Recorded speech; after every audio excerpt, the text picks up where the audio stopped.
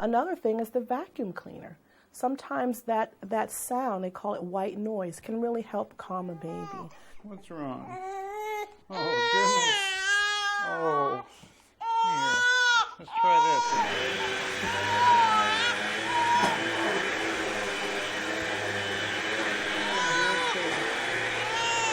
Okay. Oh, buddy. Oh.